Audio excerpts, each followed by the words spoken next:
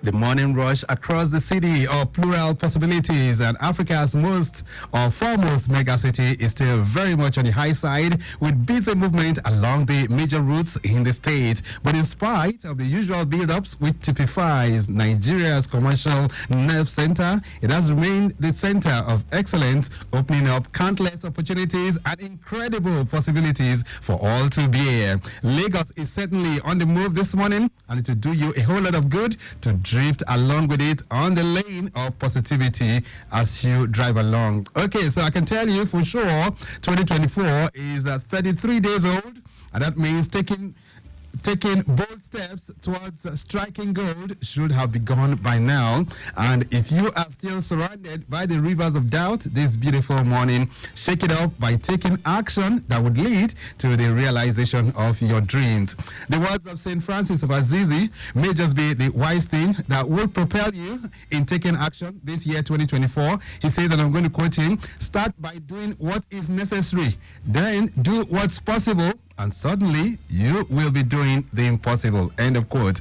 And with those words adorned in the garment of wisdom, let me gladly welcome you to another edition of Maritime Today, your gateway into the industry, which is often referred to as the gold mine of the Nigerian economy. This program comes to you Wednesdays by 9:15 and Saturdays by 10:15, and it is geared at stimulating rich discourse that would trigger 360 degrees development of the industry. My Time Today is brought to you by the Nigerian Shippers Council, the economic regulator of the port. It's always a thing of joy to have you join us. My name is Victor Oteri.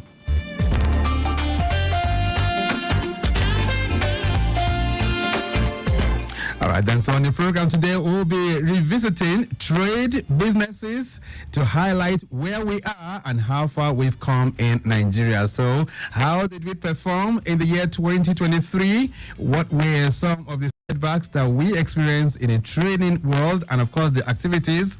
What is the volume of trade that Nigeria can really boast of, and how can we leverage on the comparative advantage that we have in this sector of the economy in the year 2024? So we'll be trying to see how we create a sustainable roadmap for Nigerian trade and businesses this particular year. All these and much more will be part of the program if you can keep us company from now through 10. But first, let's have a word from our partners, and when we return, it will be time for us to begin the conversation.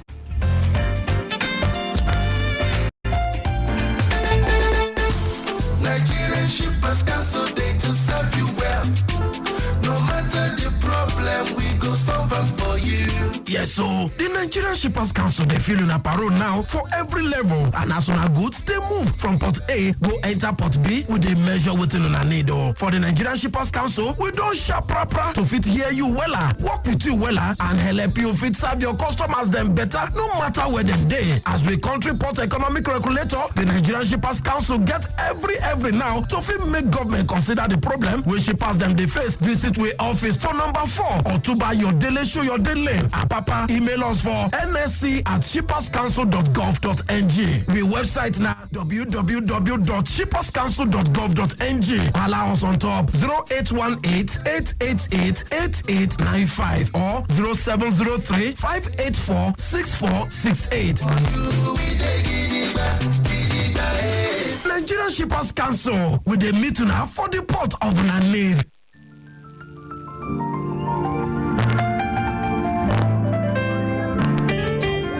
Lagos Traffic Radio 96.1 FM. Maritime Today is the program. We're very much set for the program right now, but quickly, let me serve you with the latest update as you drive along. Yes, there is an impediment just by the toll gate turning inwards Secretariat. Okay, it's a falling loaded flat-bodied truck, and I understand it is really affecting your movement as we speak right now, okay?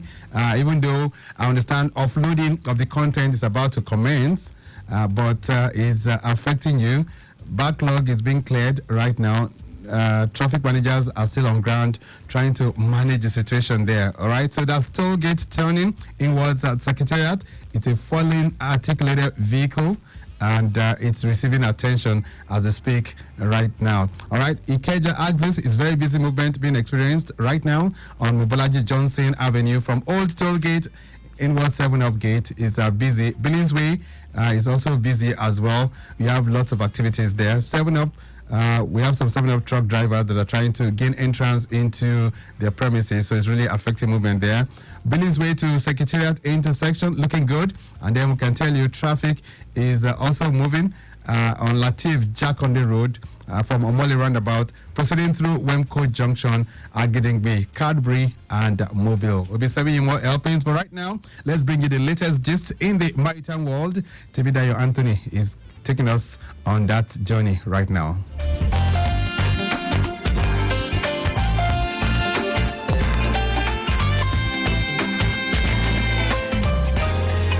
All right, good morning and welcome to the latest news on Maritime Today. I am Tibidayo Anthony. The Western Marine Command of Nigeria Customs Service, NCS, has intercepted 51 sacks containing 4,070 parcels of cannabis sativa in its first month of year 2024. The Public Relations Officer of the command, Magaji Meilafia, made this known in a statement made available to the media recently.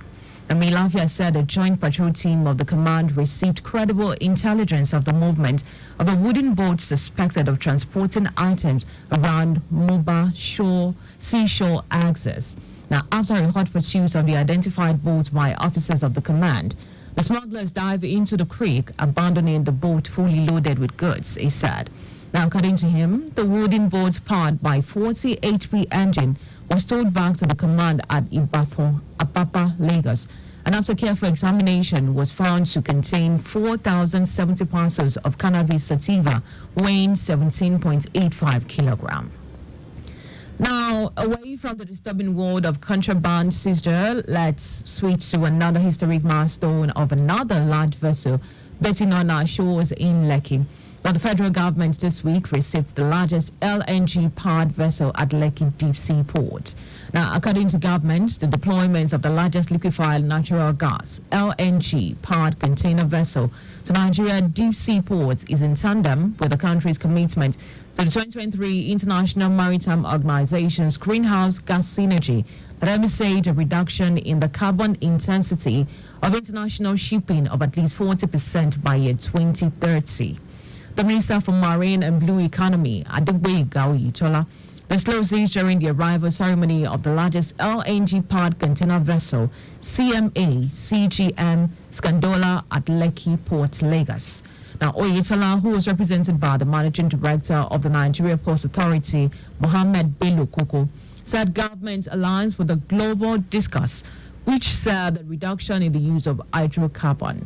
He said that the imperative of making the country's seaport eco-friendly is no fluke, noting that the federal and the state government will continue to support the NPA in its effort at ensuring stakeholders' compliance with the International Maritime Organization IMO sulfur regulation on Nigeria's waterways.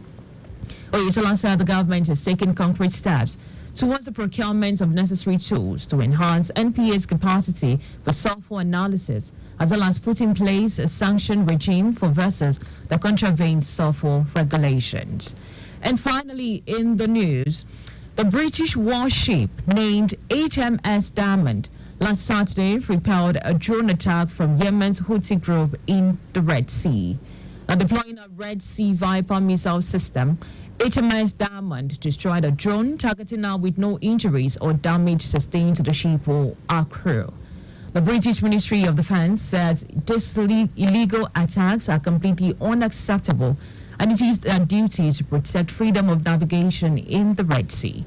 Iran-allied Houthi movements began launching waves of exploding drones and missiles at vessels on November 19, 2023, in response to Israel's military operations in Gaza. A tanker vessel was attacked, sparking a fire on board. And that's all we have for you on Maritime News. Maritime Today continues. Please stay with us.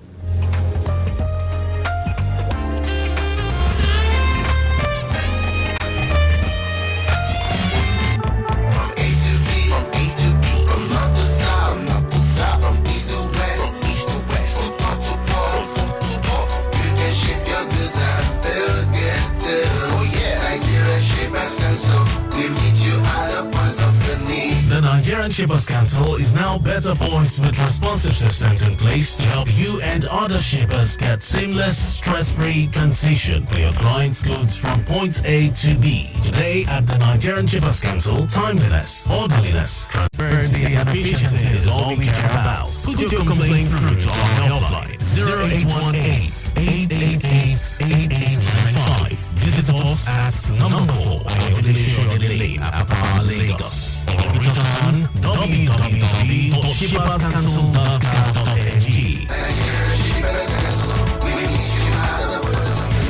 Nigerian Shippers Council will meet you at the point of your needs. Nigerian Shippers Council, they to serve you well. No matter the problem, we go solve for you.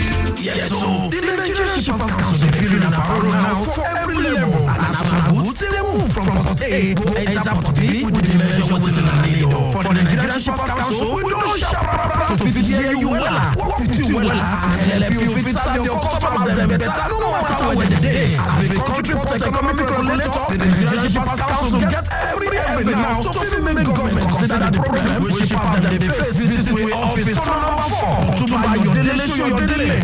Email us for nsc@shipperscouncil.gov.ng. We website now www.shipperscouncil.gov.ng. Allow us on top 0818-888-8895 or 0703-584-6468. Nigerian Shippers Council with the meeting now for the port of Nigerian.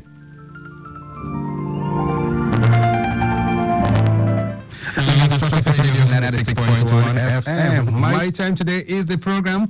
We have very much said for the program this morning.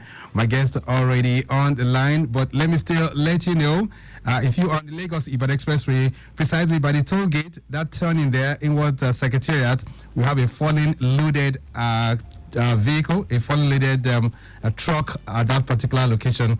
Offloading is about to commence, and it's affecting your movement within that corridor. Traffic managers are there trying to give you direction on how you can move. Victoria Island corridor vehicular movement from the length and breadth of the axis is still very, very appreciably good at the moment. We can tell you areas at Mekwen Bridge, Bonnie Camp, Roundabout, the stretch of Uzumba, by the way, in and out, all those areas looking very, very good to go at the moment. Okay then, so on Maritime Today, I did tell you that we'll be looking at best ways of creating a sustainable roadmap for Nigerian trade and business in the year 2024. My guest is joining me on the phone line this morning. Professor Jonathan Aremu is a professor of international economic relations with Covenant University and also is a consultant with ECOWAS Common Investment Market. Prof, nice to have you. Good morning, sir. Yeah, good morning. How are you, sir? Very good. So let me still say Happy New Year to you. Same to you, sir. Right. All right. So, Prof, the year is still very young and it's very promising as well. A lot of opportunities ahead of us in the next 12 months. But let's reflect a bit on where we are and how far we have come. So, how would you assess our trading activities last year, 2023? Let's start from there. Well, our trade activity in 2023, well, it's as normal as before. Number one, our export goods are dominated by the petroleum subsector of the economy. Then the other activities that are coming on board, apart from the goods, is that of services. By 2023, services continue to move faster than it has been moving. I think by now, services sector trade in the GDP is about 53.7%. Right. Which means that Nigeria has substantial competitive advantage in the services sector. Which is very, very good. Which is very good. But we'll still look through that. But let's just touch on some of the figures as posted by the National Bureau of Statistics, which says that in the first half of the year, we had a surplus of 2.22 trade.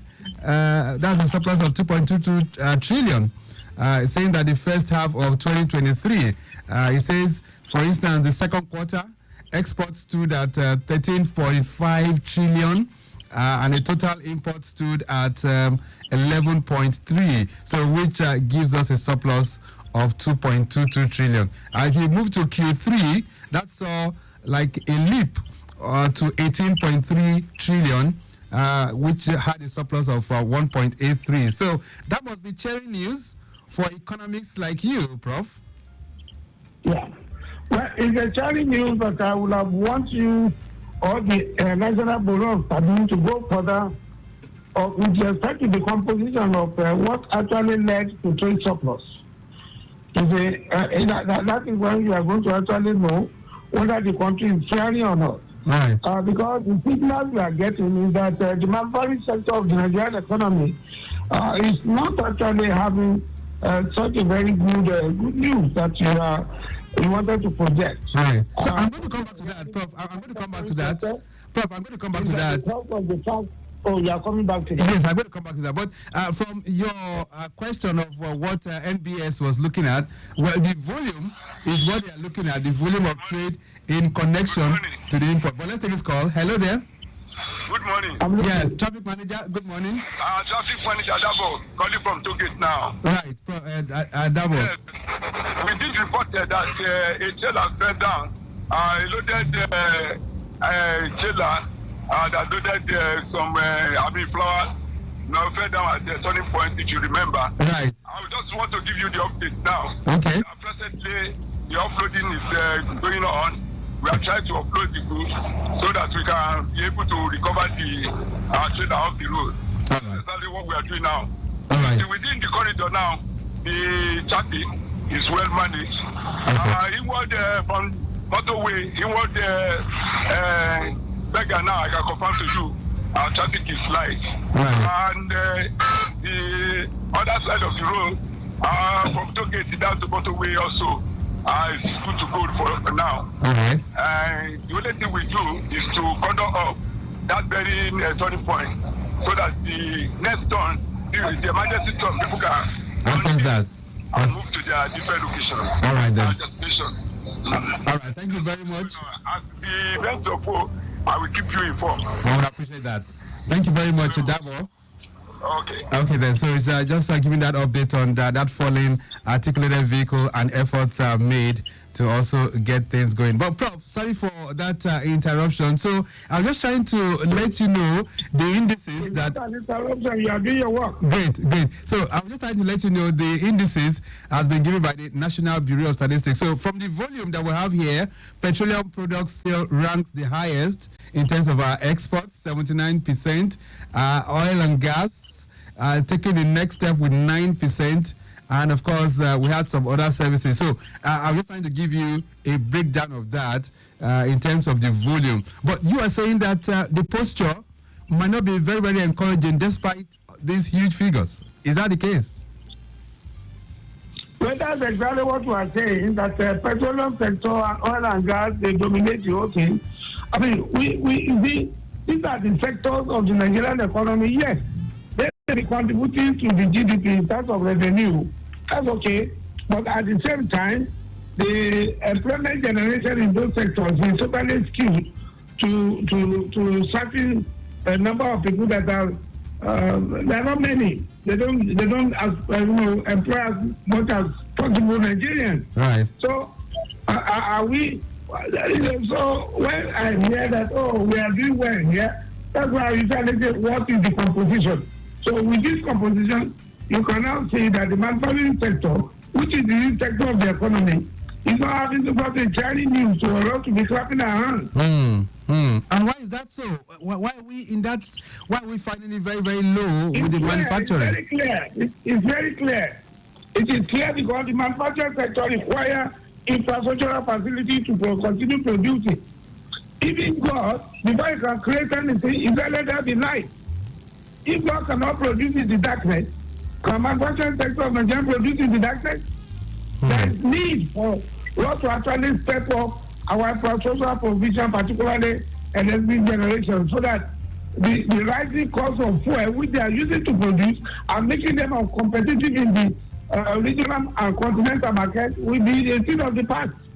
But that is not the situation now. Right. So, let's just dwell a bit because things are getting very tough. The volume, like we said, as put out by the NBS, seem to be positive, but it's not really having much effect on the economy. So, would you say the subsidy removal is the major cause of low economic performance? No, I won't say that because you see, subsidy removal for somebody like me, I've never supported subsidy. Because subsidy actually truncates your different analysis in economics. I mean, when you subsidize something, the tendency is for people to really consume certain things that are subsidized. Those things are not needs. And therefore, we divert people's attention to continue consuming what may not be actually necessary. Right now, because you have removed a subsidy on fuel, I will think twice whether it is good for me to travel or instead of traveling to a particular party, I just send whatever I can give those people at that party. So I'm not acting rationally rather than before when the fuel is very cheap, I can just travel. So what I'm saying is that you cannot actually ascribe the petroleum removal to that. Why you can say that the petroleum removal have made it so difficult for people to be able to be producing at subsidized petroleum prices rate?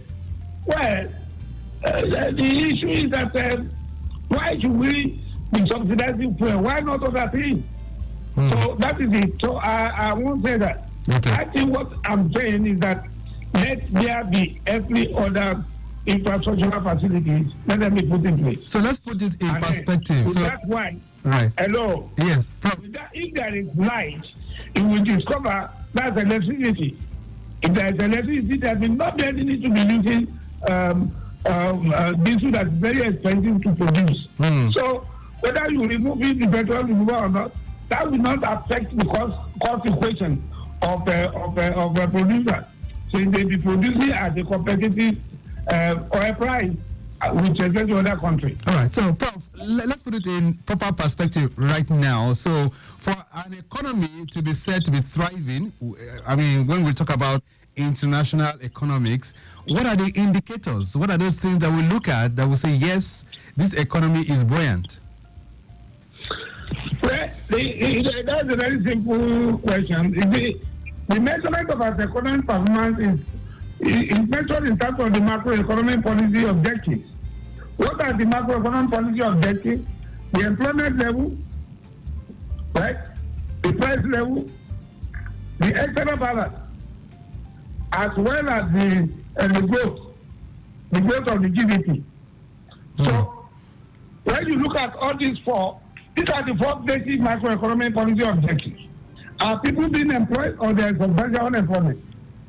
If the answer is yes, that's a good one. What about the price level? Is there stability of the price level? Or there is continuing inflation galloping one, which you cannot actually monitor and use in planning? Then, such an economy is not a good one. Right. What about the external balance? What is happening to your reserve? Is it going down or is it built up so that this can be used to be able to augment the balance of payment at any time? And lastly is the gross domestic product. Is the economy actually producing using its potential and the optimal position in terms of other areas of the economy, particularly in this sector of the economy? So these four macroeconomic policy objectives is the measurement of it that actually determine the health of the nation. Right. And when you look at these four, it appears things are not looking very bright for Nigeria right now. Is that correct? Well, everybody know what is happening. The GDP is not something that is quite good. It has not been rising the way it should. The external balance, where with respect to our reserve, nobody actually has difficulties. What we are hearing is that for quite some time, the Central Bank of Nigeria has not come up with what we call the annual report. So right. Whatever economic impact that we have, unless it is written down and we can see it clearly, it will be difficult to actually say this is the position. Well, we are having some figures from CBN, but let us have the one that we can actually document very well. The price level, you know that the inflation is actually biting hard on daily basis. Right. And then the employment. Oh, that is why we have serious issue in Nigeria. We are turning out a lot of graduates. and they equally disguise unemployment or disguise employment, whichever way you can call it. That's to say people are qualified, they have the technical capability, but they are not getting jobs, and therefore that is why there is a lot of export of Nigerian labor into other parts of the world. Quite unfortunate, Prof. So I'll be seeking your thoughts on how we can change this narrative, but let's dwell a bit on the African Continental Free Trade Area Agreement, which kicked off implementation in 2021. It was touted to be the game changer, but from the perspective of economists like you, has it really added value to our economy? Well, thank you for saying that. African Continental Free Trade Area is an economic integration. You know, we are familiar with what we are having in ECOWAS already with the 50 member states. Well, let's all see agree that maybe the other things that wanted to go away will come back. Right. That is to say that we already have an economically integrated community in ECOWAS. We are passed through the free trade area. We are now in customs union. There are 3 other places we have to go into the common market, and lastly the economic union. Economic integration is a situation in which countries agree among themselves to be able to remove barriers to trade, particularly import duties among themselves, particularly at the first phase of economic integration, and then before they move to the next one, as well as other non-tariff barriers. Right. So when they do this, the essence is to divert their buying of products from the other part of the world into the integrated economy. So economic integration actually leads to 2 things. Number one, it leads to trade creation among the contracting parties. Right. That is to say, since African Continental Free Trade Area is integrating the continental economy of 55 member states, then we will be able to buy among ourselves more by diverting from buying from other parts of the world like China and India. Impossible. I say impossible because there are certain other essentials that will definitely come from those areas. Right. So that is it. So African Continental Free Trade Area, as we said, kick off 2021. But we have not actually been seeing that volume of the trade we expected. There are so many things that have been put in place. On the trading goods side, the issue of ensuring that all the various other things that have to be done must be completed. Right. Like the tariff ban and every other thing. And that has been done. Right now, by 2022, there was a guided trade initiative which was actually meant to test run the effectiveness of it. That is, in which, since we have been able to put all these documents together, can we start? So 8 countries were selected, and then those countries actually engaged in trading among themselves. Right. Unfortunately, Nigeria was not part of it. Another unfortunate thing. So in the real sense, time to be among the 29 countries that want to participate under the second guided trade initiative coming up this year. Right. So in the real sense, Prof, so we have not really benefited from AFTA. That's what it means. We are going to benefit. We don't have to be in a rush. We don't have to be in a rush. But what is there is that, let me say this, that on the 18th of March 2018, when AFTA was signed, Nigeria did not sign. Our people were there, but they were told to come back because the president then, that's President Buhari, said that there is still need for more consultation. So Nigeria did not sign along with other countries. Nigeria signed on the 7th of July 2019, more than a year later. But in May, 30th of May 2019, the mandatory 22 number of countries that ought to ratified, and then the thing kick off. Even at the time, Nigeria has not signed. There's a difference between signing and ratifying. Right. Signing means you want to be a member. Ratifying means that you have concluded and then you have agreed with every part of the agreement. So our slow start is what is affecting us now. I'm coming, sir. Okay, Prof. Because you are saying, have we not benefited? Right. You cannot benefit from something you did not ratify. We ratify on the 5th of December 2020. By the time we ratify, They have already shown the country where the headquarters will be, that is Ghana. And also, certain important positions have been given to other countries, particularly the Secretary General have been shown to South Africa. So, the Nigerian case, that we cannot say they should change all those people. When you engage in economic integration, you take what is the balance. Because they just have to continue if Nigeria is not ready. So you cannot say, I will gain what you want to gain when you arrive at the place late. All right. So, but now, people say Nigeria is an economic powerhouse. So, I mean, considering the fact that we joined, they should have given us some kind of preference. I'm coming, sir. I'm coming. But what is happening now is that Nigeria has put in place national strategy. And Nigeria is putting up every movement to be able to make sure that we participate under the guided trade initiative coming up. Okay. So the National Action Committee is working very hard to make sure that Nigeria actually gains. A lot of celebration has been taking place. So we believe that Nigeria is waking up quickly, and very soon the gain that we expected will come. All right, then. So let's just move on because of time now, Prof. When we talk of volume of trade, I'm just looking through last year's results. I can see that Nigeria, countries like the Netherlands, the United States of America, Indonesia, France, UK, those are the top 5 destinations for our exports. No single African country is ranking in that top 5. So is that not defeating the purpose of AFTA? No, that is not that's not the stubborn.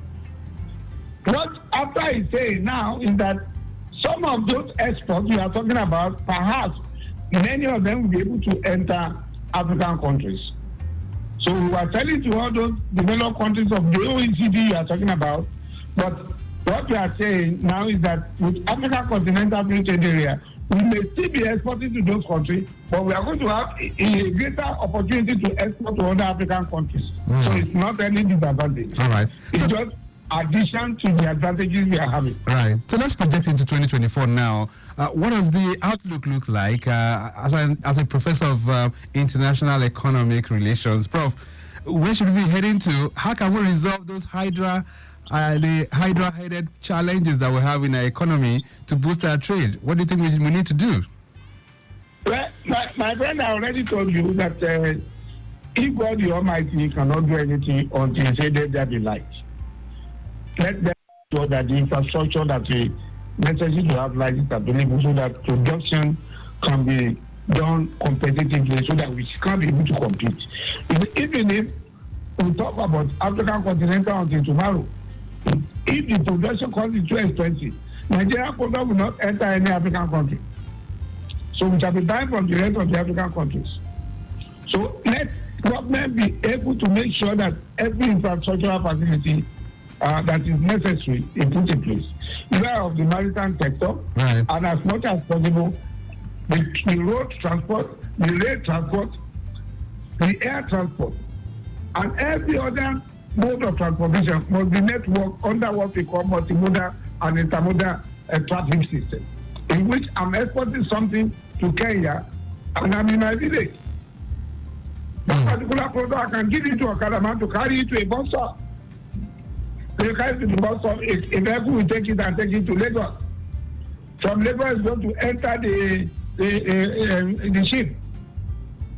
Right? And then when they enter the ship, where it's going, we may have to use air transport. In all those linkages of different modes of transportation, if a single contract is actually made available, it will make the product to be faster. All right, so that if I'm actually producing something that is perishable in my village, I know that product can actually get into Kenya the following day before it gets bad. Right. So transportation system is very key in economic integration like ECOWAS or AFTA. So let's round this off now. Let's round this off now, Prof. Just 2 days ago, 3 countries, Niger, Mali, Burkina Faso, they've signaled their intention to pull out of the economic integration bloc called ECOWAS. What impact would that have, especially for Nigerian trade? Well, the impact is already determined. It's not going to be a good thing. Let me tell you that all those countries you mentioned, we have a lot of Nigerians there. We have a lot of input in terms of whatever how small input that are going to the production equation in Nigeria. we have a lot of people that buy products from Nigerian economy for all those countries. Now, we don't know how they wanted to do it, but we have not been able to receive an official letter, at least to the best of my knowledge. I'm not aware of official letter that to ECOWAS Commission that they are going to be going away. Yes, they have announced it on their radio, but maybe a letter has been sent to ECOWAS Commission, I'm not aware. But I think the best thing is for them not to go. I think diplomatic opportunities should be made available, and they should listen to them. Okay. They should listen to them. Force is not necessary. Countries are going into economic integration, they are not disintegrating. Right. Nigeria was part of putting ECOWAS up. Nigeria should be part of making sure that ECOWAS is destroyed. We are now occupying the chairmanship position of head of state. So our head of state should use this position of the history of Nigeria that participated to putting up the economic integration together and ensure that this country are not allowed to go. All right, then we'll leave it at that for now. All right, then. Complaint of colonial masters in concern to the economy, they should listen to them. All right, then. Lagos Traffic Radio 96.1 FM. Professor Jonathan Aremu, it's nice having you on the program. Let me appreciate you for dedicating your time to us this morning. Thank you very much. Okay, I did tell you he's a professor of international economic relations with the Covenant University, and also is a lead consultant for common investment market within the ECOWAS. We have to go now. The program has been produced by Dio Anthony. Maximum thanks to Rebecca Adamu, Assistant Director of Public Relations for the Nigerian Shippers Council, not forgetting the Executive Secretary himself, Ukema Atuka. All right, we still appreciate you for all that you are doing. All right, Saturday, the program makes a return by 10:15, but till then, I am Victor Oteri. Connect to the Shippers Council on all their platforms at NG Shippers. I'm out, still very much within. Bye.